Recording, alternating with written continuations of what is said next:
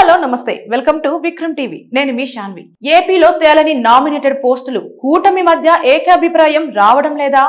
ఏపీలో నామినేటెడ్ పోస్టుల భర్తీకి ముహూర్తం కుదిరేలా లేదా? కూటమి అభ్యర్థులకు ఇంకా క్లారిటీ రావడం లేదా? నామినేటెడ్ పోస్టులకి వందలాది మంది ఆశావహుల ఎదురుచూపు. జనసేన, టీడీపీ, బీజేపీకి తలనొప్పిగా నామినేటెడ్ పోస్టులు. ఆ వివరాలేంటో ఈ వీడియోలో చూద్దాం. ఆంధ్రప్రదేశ్ లో ఎన్డీఏ కూటమి తిరుగులేని విజయాన్ని సాధించింది. మంత్రివర్గం ఏర్పడింది. కేడర్ అంతా నామినేటెడ్ పోస్టుల కోసం ఎదురు చూస్తున్నారు. 5 ఏళ్ల పాటు పడిన కష్టాలను, కేసులని పదవులు పొందడం ద్వారా మర్చిపోవాలని అనుకుంటున్నారు. కానీ రోజులు గడిచిపోతున్నాయి.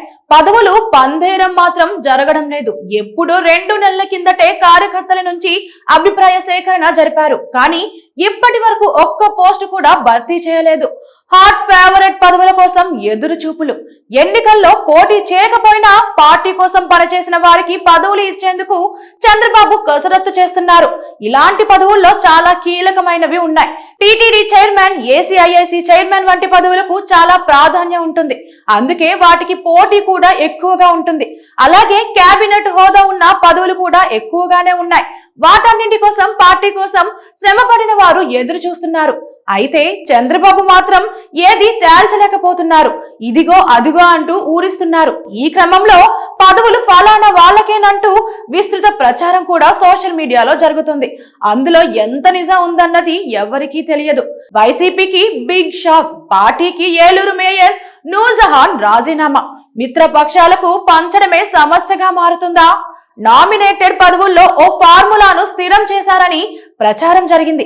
70% టీడీపీకి, మిగతా 30% జనసేన, బీజేపీకి పంచుతారని చెప్పుకున్నారు. అయితే కేడర్ మొత్తం టీడీపీదే ఉంటుంది. పొత్తులు ఉన్న చోట్ల త్యాగం చేసి ఆయా పార్టీల విజయాలకు పనిచేసింది తామేనని టీడీపీ నేతలు అంటున్నారు. జనసేన పార్టీకి అభిమానులు ఉన్నారు, కానీ కేడర్ లేదని, ఇప్పుడు ఆ పార్టీలో ఉన్నారన్న కారణంగా పదవులు ఇస్తే పనిచేసిన టీడీపీ నేతలు అసంతృప్తికి గురవుతారన్న భావన ఉందంటున్నారు. అలాగే బీజేపీ విషయంలోనూ అదే జరుగుతుందని, అందుకే పదవుల ప్రకటన ఆలస్యం అవుతోందని చెబుతున్నారు. వ్యక్తిగత ప్రవర్తనతో పార్టీని అభాసుపాలు చేస్తున్న నేతలు వైసీపీ హైకమాండ్ కఠిన చర్యలు ఎందుకు తీసుకోలేకపోతోంది? కేడర్ లో పెరుగుతున్న అసంతృప్తి. తెలుగుదేశం పార్టీ అధికారంలోకి వచ్చిన తర్వాత కేడర్ లో కాస్త అసంతృప్తి ఉంది. వేధించిన వారిపై కఠిన చర్యలు తీసుకోవడం లేదన్న భావన ఓవైపు, పదవులు రావడం లేదని అసహనానికి గురవుతున్నారు. ముందుగా అగ్ర నేతలకు ఇవ్వాల్సిన పదవులు భర్తీ చేస్తే ఆ తర్వాత మండలం, గ్రామ స్థాయి నేతలు, మార్కెట్ యార్డ్ సహా ఇతర పోస్టుల కోసం ఎదురు చూస్తుంటారు.